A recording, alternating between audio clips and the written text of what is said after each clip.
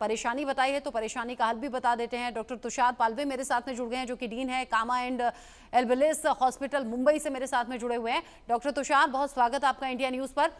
Corona cases बढ़ रहे हैं, केरल के बाद महाराष्ट्र ऐसा राज्य जहां पर केसेस तेजी से बढ़े, खासतौर से मुंबई में। क्या सावधानी अभी बढ़ती जा रही है और क्या सावधानी बरतें वो दर्शक जो इस वक्त हमारे साथ में जुड़े हैं? आज का जो डेटा है अप्रोक्सीमेटली 3,700 to 4,000 तक केसेस इंडिया में रजिस्टर्ड है और महाराष्ट्र में 470 अप्रोक्सीमेटली उसके आसपास है और मुंबई में रिसेंट केसेस जो यस्टरडे के 24 आवर्स के वो 35 तक है। केसेस तो बढ़ रहे हैं क्योंकि वो रीजन है कि हम टेस्टिंग अभी ज्यादा कर रहे हैं, इसलिए हमारे केसेस बढ़ रहे हैं। केसेस में जो प्रिकॉशन ले रहे हैं हम, पहले के जो गाइडलाइंस थे हमारे, मतलब हम 21, 22 और 23 में जो गाइडलाइन फॉलो कर रहे थे, करंटली तो अभी वही गाइडलाइन फॉलो कर रहे हैं हम। मतलब सेफ डिस्टेंस, अभी हमारे हॉस्पिटल में तो हमने सबको मास्क कंपलसरी कर दिया है, लेकिन एटलीस्ट जो जनरल पब्लिक है उन्होंने जो क्राउडेड एरिया है, ट्रेन है, बसेस है, वहाँ पे तो मास्क पहनना जरूरी है। अगर आपके पास N95 मास्क हो तो ठीक है, नहीं होगा तो आप ट्रिपल लेयर मास्क पहन सकते हो।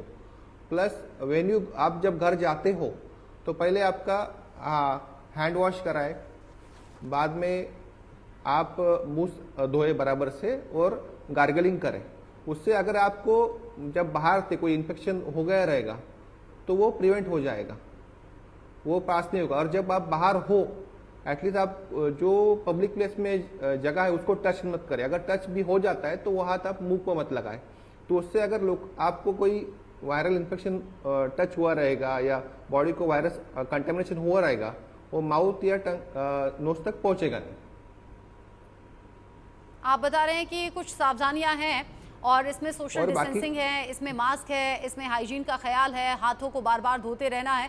अच्छा डॉक्टर तुषार, ये जो 32 लोगों की जान अब तक जा चुकी है कोविड की वजह से ही, ये जब मौत का आंकड़ा आता है ना, तब तक लोग ज़्यादा डरते हैं, ज़्यादा सावधान होते हैं।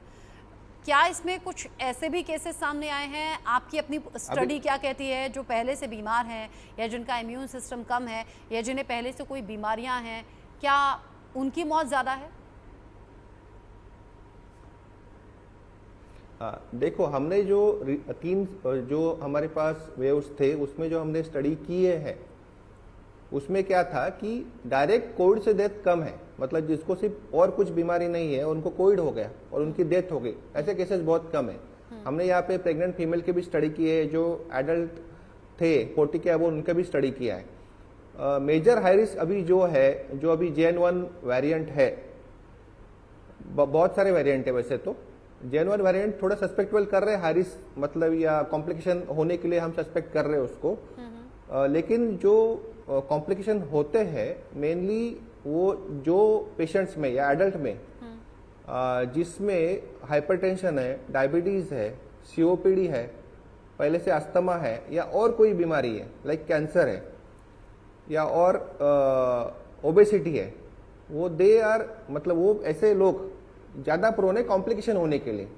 ऐसा बहुत रेयरली होता है कि सिर्फ उनकी डेथ कोविड से वजह से हुई है, और भी फैक्टर्स रहते हैं जो कॉज करते हैं कोविड का इन्फेक्शन फ्लेयर अप करने के लिए।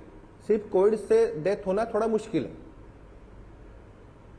आप बता रहे हैं कि जिन्हें पहले से कोई प्रॉब्लम है वहां पर जो मौत के केसेस हैं वो ज्यादा आ रहे हैं। मतलब जो पहले से अपनी हेल्थ पर ध्यान दे रहे हैं, जो वर्कआउट कर रहे हैं, जो हेल्दी खा रहे हैं, जिनका इम्यूनिटी सिस्टम स्ट्रांग है, उन पर उस तरीके से मार नहीं है। अच्छा, कुछ एक्सपर्ट को मैं सुन रही थी डॉक्टर तुषार, वो ये कह रहे थे जो पुरानी वैक्सीन हम सब ने ली है, first dose, second dose, booster dose, वो आज के इस नए वेरिएंट पर उस तरीके से काम नहीं करेगा। इसलिए अगर वैक्सीन ली है तो ऐसा मत सोचिए कि बिल्कुल निश्चिंत आप हो गए हैं। सावधानी तब भी उतनी ही बरतनी है। पुरानी वैक्सीन लड़ेगी जरूर, लेकिन पूरी तरह से नहीं। इसमें सच्चाई है? हाँ, कैसे थे, हमने जो 21, 22 में जो वैक्सीन बनाए थे तभी के जो एंटीजन थे वायरस के उसके हिसाब से बनाए थे। अभी जो वेरिएंट आ रहे हैं उसकी जो वायरल वॉल रहती है वो अलग रहती है, जो उस पर रिसेप्टर रहते हैं। वैक्सीन क्या करती है, हमारे बॉडी में एक लेयर बनाती है डिफेंस के लिए, जो अगर पहले का वेरिएंट रहेगा तो उससे पास नहीं होता, लेकिन अभी जो वेरिएंट है वो लेयर से पास हो सकता है, क्योंकि वो जो एंटीबॉडीज पहले वैक्सीन से बनाई गई थी वो शायद ये वायरस को प्रिवेंट नहीं कर पाते, ऐसा हो सकता है। तो पॉसिबिलिटी है कि थोड़ा मतलब पहले जो वैक्सीन लिए हैं वो इस टाइम कम काम करे, लेकिन एंटीबॉडीज तो है हमारे पास। मतलब जो जिसको लास्ट 3 वेव्स थे उसमें जो इन्फेक्शन हुआ है या जिसने कोविशील्ड और कोवैक्सीन लिया है उनके पास इम्यूनिटी पावर है और वो काम आने वाली है, लेकिन बोल नहीं सकते अभी ये वेरिएंट कैसे रिएक्ट करेगा। अच्छा डॉक्टर तुषार, कुछ डॉक्टर्स और एक्सपर्ट ऐसे भी होते हैं, कहते हैं अपने घर के बच्चों और बुजुर्गों को बहुत ज़्यादा बचा कर रखिए। इसके ठीक उलट कुछ डॉक्टर्स ये भी कहते हैं कि बच्चों की इम्यूनिटी बड़ों के मुकाबले बहुत ज़्यादा स्ट्रांग होती है और वो तो चुटकियों में ठीक हो सकते हैं, या फिर उनकी इम्यूनिटी बड़ों के मुकाबले कहीं ज़्यादा बेहतर होती है लड़ाई से, किसी भी बीमारी से लड़ने के लिए। ये सच है क्या? हाँ, देखो कोई भी इन्फेक्शन हो, कोई भी वायरल इन्फेक्शन हो, बैक्टीरियल इन्फेक्शन हो, यूजुअली जो पीरियड रहता है डिसीज स्टार्ट होने का और डिसीज से रिकवर होने का, यूजुअली वो बच्चे में बहुत कम पीरियड में वो रिकवर हो जाते हैं। लेकिन जैसे उम्र बढ़ती है 50, 60, 70, उसमें जो वायरस से या कोई भी इन्फेक्शन से बॉडी रिएक्ट करती है उसका पीरियड थोड़ा बढ़ जाता है। वो पॉसिबिलिटी होता है कि जैसे एज ज़्यादा है उसमें कॉम्प्लिकेशन ज़्यादा होते हैं। लेकिन बच्चों का क्या रहता है, बेसिकली बच्चों को मदर के पास से एंटीबॉडीज आई रहती है, मतलब मदर को उसके लाइफ में जो इन्फेक्शन हुए रहते हैं उससे एंटीबॉडीज मदर बच्चे को पास हुई रहती है। और यूजुअली जब तक बच्चे 5-6 साल तक है वो एंटीबॉडीज कोई भी इन्फेक्शन कवर कर लेती है। और एक बात रहती है कि बच्चे फिजिकली एक्टिव रहते हैं तो उसमें इम्यूनिटी पावर अच्छा रहता है। और एक बात, और जैसे ओल्ड एज है, मूवमेंट बॉडी फिजिकल मूवमेंट कम है, थोड़ा इम्यूनिटी पावर कम हो जाता है। यानी इम्यूनिटी जैसे जैसे आप बड़े हो रहे हो या जैसे जैसे वो डिपेंड करता है आपकी एक्टिविटीज़ क्या है, फिजिकल एक्टिविटी क्या है, खान पान क्या है, आपके एक्सरसाइज का रूटीन क्या है, और कुछ तो मुझे लगता है जेनेटिक भी होता होगा। मतलब जेनेटिकली आपको इम्यूनिटी मिल भी जाती है या इम्यूनिटी वीक भी हो जाती है। लेकिन इन सब केसेस में अगर हम देखें डॉक्टर तुषार, केरल में केसेस सबसे ज़्यादा बढ़े हैं, महाराष्ट्र में फिर दूसरे नंबर पर है, महाराष्ट्र में भी, मुंबई में केसेस बहुत रफ्तार के साथ में बढ़ रहे हैं। हमने इससे पहले भी कोरोना की फर्स्ट, सेकंड और थर्ड वेव देखी। गांव के एरिया या फिर छोटे शहर फिर भी बच जाते हैं, लेकिन बड़े शहर जल्दी इसकी चपेट में आ जाते हैं। रीजन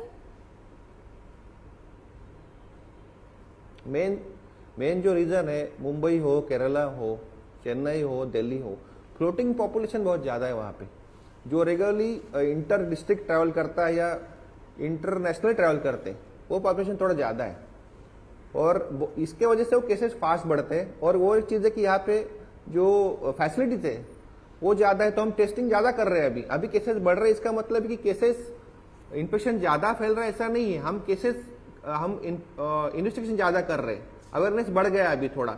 जैसे जैसे न्यूज़ पे आ जाता है कि कोविड के केसेस बढ़ रहे हैं, तो नॉर्मल पीपल भी अगर थोड़ा भी सोर थ्रोट हो, फीवर हो, कफ हो, तो जाके खुद टेस्ट करा लेता है और वो काउंटिंग हो जाता है। अब जिस तो तरीके से वो भी रीजन है कि केसेस बढ़ने का। ऐसा नहीं कि इन्फेक्शन बढ़। समझ गई मैं। आप कह रहे हैं कि बड़ी सिटीज़ में इसलिए भी केसेस ज़्यादा हैं क्योंकि वो लोग थोड़ा अवेयर रहते हैं, जाते हैं, चेक कराते हैं, और गांव में या छोटे शहरों में फिर भी चीज़ें अवॉइड कर दी जाती हैं। लेकिन हाँ, बड़े शहरों में जो लोग हैं उनके विदेशी यात्राएं भी होती रहती हैं, चक्कर भी लगते रहते हैं, और कंपैरेटिवली बड़े शहरों में आबादी ज़्यादा है, काम, व्यापार या अलग अलग रीज़न की वजह से। बहुत शुक्रिया डॉक्टर तुषार, आपने बहुत डिटेल में हमारे दर्शकों को समझाया। कोविड से डरना नहीं है, हाँ सावधान रहने की जरूरत है। अभी उतना खतरनाक कोरोना नहीं है, लेकिन जो मौत का आंकड़ा है उससे लोग दहशत में जरूर हैं। सावधान रहिए, अपना और अपने परिवार का बहुत ख्याल रखिए।